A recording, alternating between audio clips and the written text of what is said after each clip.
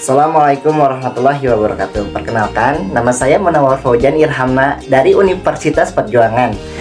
Jurusan saya adalah manajemen, tingkat saya semester 2. Di sini saya yang membuat video ini akan menjelaskan tentang teori perilaku konsumen. Nah, teman-temanku sekalian, di dalam dunia ekonomi tersendiri adalah ada tingkat kepuasan masing-masing. Nah, di sini tingkat kepuasan konsumen ini menjelaskan tentang bagaimana konsumen mengalokasikan pendapatannya yang terbatas untuk memperoleh berbagai barang atau jasa untuk memenuhi tingkat kepuasan konsumen. Dari tingkat kepuasan konsumen tersendiri adalah untuk memenuhi kepuasan konsumen yang menjadikan kita sebagai kebutuhan hidup.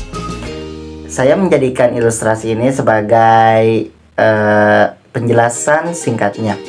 Ketika saya berjalan ke toko untuk mencari sesuatu yang saya inginkan, semisal saya membeli baju lebaran, sepatu, ataupun tas untuk dipakai ketika hari lebaran nanti. Nah, di situ kan berbagai banyak barang, kita tidak bisa mampu membelinya satu persatu. Maka dari situlah perilaku konsumen untuk meningkatkan kepuasan, kita mengalokasikannya. Misalkan saya membeli sepatu, tas yang bermerek Eiger, lalu membeli jaket dan koko untuk saya pakai, maka dari situlah termasuk penjelasan tingkat perilaku konsumen. Jadi tentang perilaku konsumen ini ada dua pendekatan teori. Yang pertama itu adalah teori kardinal, yang kedua itu adalah teori ordinal. Saya akan menjelaskan satu persatu. Yang kesatu adalah teori kardinal, di mana teori kardinal ini disebutkan bunyinya di mana tingkat kepuasan perilaku konsumen dapat dihitung satuan nyutil, di mana satuan nyutil ini disebutkan tingkat kepuasannya. Misalkan saya membeli Eiger, tadi saya beli di toko, namun saya menilai tingkat perilaku kepuasan saya itu adalah di atas 20. Nah, jadi kardinal itu bisa dihitungkan.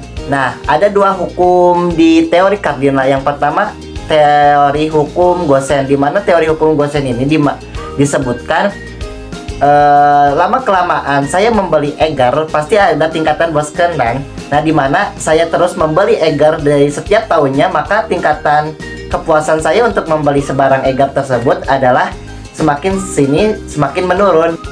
Dari hukum bunyi teori kardinal yang kedua adalah manusia ini akan berusaha bermacam-macam cara untuk mencari kepuasan dalam intensitas yang sama.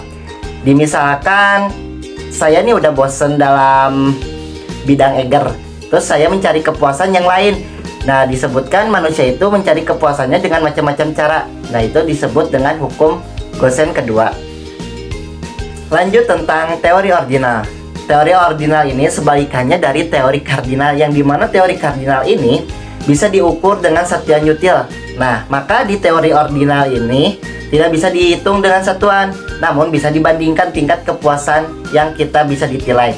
Semisalkan saya membeli Eiger, membeli Smith, dan membeli North Face, di mana tiga barang ini saya beli dalam satu waktu, namun saya bisa dibandingkan dengan tingkat kepuasannya oleh diri saya sendiri. Misalkan tingkat Eiger ini 20, tingkat North Face ini 10, dan tingkat Smith ini 5 misalnya. Maka disebut tingkat teori ordinal. Jadi dalam kedua gabungan pendekatan teori kardinal dan ordinal ini, itu tidak bisa dijauhkan bagaikan langit dan bumi. Maka teori ini bisa diimbangi dengan perilaku konsumen tersendiri. Mungkin penjelasan dari saya tentang perilaku konsumen tersendiri singkat dan padat. Semoga apa yang saya sampaikan kepada kalian semua bisa bermanfaat, walaupun dengan sedikitnya. Maka dari sedikit itulah bisa memuncak gerbang untuk mengetahui lebih dalam tingkat perilaku konsumen. Terima kasih. Assalamualaikum warahmatullahi wabarakatuh.